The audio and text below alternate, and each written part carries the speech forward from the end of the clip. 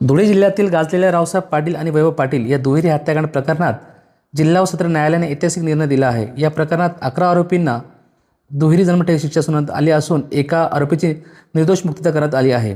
सन 2018 मध्ये धुळे शहरातील वानखेडेकर नगर परिसरात एक धक्कादायक घटना घडली होती। होळीच्या सणाच्या पार्श्वभूमीवर सुरू झालेल्या जुन्या वादातून आरोपींनी रावसाहेब पाटील आणि त्यांचा मुलगा वैभव पाटील यांच्यावर तलवार, कुकरी आणि कोयत्यासारख्या धारदार शस्त्रांनी हल्ला करून निर्मम हत्या केली होती।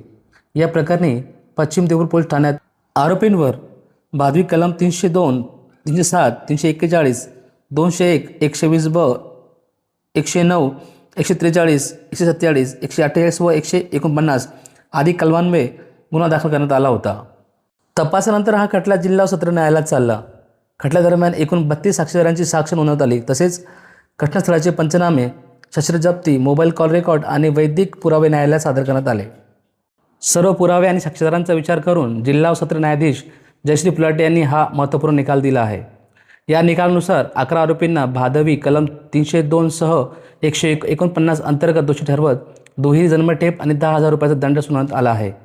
तर वैभव उर्फ सोनू अरुण पवार यांची सर्व आरोपातून निर्दोष मुक्तता करण्यात आली आहे। या खटल्यात सरकार पक्षातर्फे जिल्हा सहकारी वकील ॲडव्होकेट देवेंद्र सिंग तंवर आणि सहकारी ॲडव्होकेट नीलम तुशानी यांनी प्रभावी युक्तिवाद केला। तसेच तपासात पोलीस निरीक्षक सरिता भांड आणि त्यांच्या पथकाने महत्त्वाची भूमिका बजावली। दरम्यान या प्रकरणातील काही मुद्द्यांवर उच्च न्यायालयात दाद मागण्यात येणार असल्याची माहिती सरकारी वकिलांनी दिली आहे।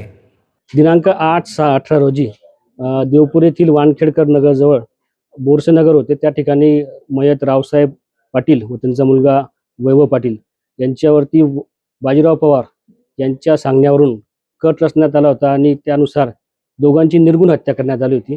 यात एकूण 13 आरोपी होते। 13 आरोपींपैकी 11 आरोपींना डबल जन्मठेपेची शिक्षा मेहरबान न्यायमूर्ती जयश्री पुलाटे यांनी ठोठावली आहे। त्यापैकी एक आरोपी जो होता वैभव उर्फ सोनू अरुण पवार याची निर्दोष मुक्तता केलेली आहे। त्या निकालाविरुद्ध आम्ही हायकोर्टात जाणारच आहे। त्याप्रमाणे विक्की वेळीस याला भादवी कलम 212 प्रमाणे 5 वर्षाची शिक्षा सुनावलेली आहे। दुर्मिळातली केस ही अशी होती की ज्याच्यामध्ये 11 आरोपींना दुहेरी जन्मठेपेची शिक्षा दिलेली आहे। ठेपेची ही पहिली शिक्षा आहे। दुहेरी जन्मठेपेमुळे त्यांना आता आयुष्यभर जेलमध्ये राहावं लागेल असं एकूण दिसतंय।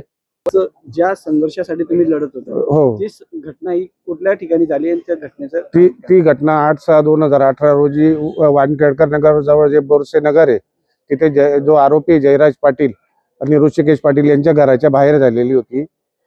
त्यावेळेस माझा भाऊ आणि पुतण्या घरी येत असताना त्यांच्यावर या 13 लोकांनी त्यांची गाडी अडवून त्यांच्यावर प्राणघातक हल्ला केला आणि त्यांना जीवे ठार मारले होते।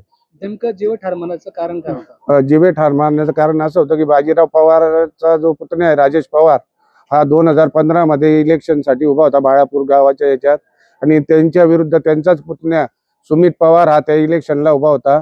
माझा भाऊ रावसाहेब पाटील यांनी सुमित पवारला मदत केल्यामुळे सुमित पवार याचे पूर्ण पॅनल निवडून आले होते। बाजीराव पवारच्या दुसऱ्या पुतण्याचं पूर्ण पॅनल पडलं होतं, त्यांचं डिपॉझिट जप्त झालं होतं। त्याचा राग बाजीराव पवारच्या मनात होता। त्याच्यानंतर होळीचा दांडा गाडण्याच्या दिवशी वाद झाला।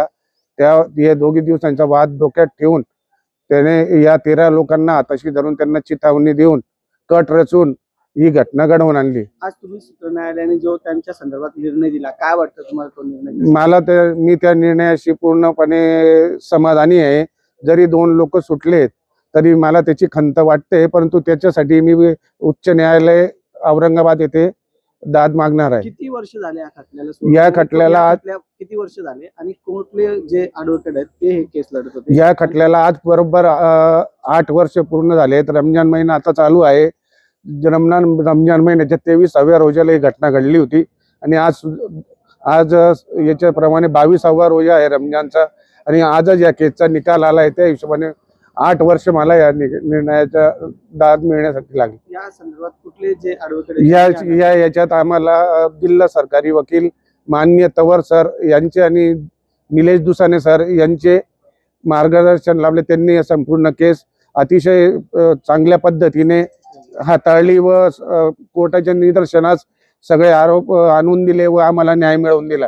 त्यांचा मी खूप खूप आभारी आहे। गावात असे देखील होते तुमच्यावर देखील दमबाजी हो, माझ्यावर या प्रकरणामध्ये अत्यंत संघर्ष करण्यात हो, आला. मग- काय सांगणार थोडक्यात? मला याच्यामध्ये भरपूर पैशाचंही प्रलोभन देण्यात आले, धमक्याही देण्यात आल्या, भरपूर प्रेशरही आणण्यात आलं, परंतु मी कशालाही न जुमानता माझा ठाम विचाराने या घटनेचे पुढे हे करत होतो. शहरामध्ये अशी देखील चर्चा आहे, ज्यावेळेस ते मृत्यू जात होते त्यावेळेस तुम्ही एक शपथ गेलेली होती, तर ती पूर्ण झाली का, असं काय सांग? नाही, अजूनही ती पूर्ण झाली नाही. अजून त्याच्यासाठी मला उच्च न्यायालयात त्या गोष्टीसाठी लढा द्यावा लागणार आहे. पुढची आता तुमची मागणी काय असणार? माझी पुढची मागणी तर हीच असं मी उच्च न्यायालयामध्ये दाद देणार आहे आणि माझी पोलीस प्रशासनाला हीच विनंती आहे की अजूनही माझ्या जीवाचा धोका आता वाढला आहे, तरी त्यांनी माझ्या कुटुंबाला व मला संरक्षण द्यावं.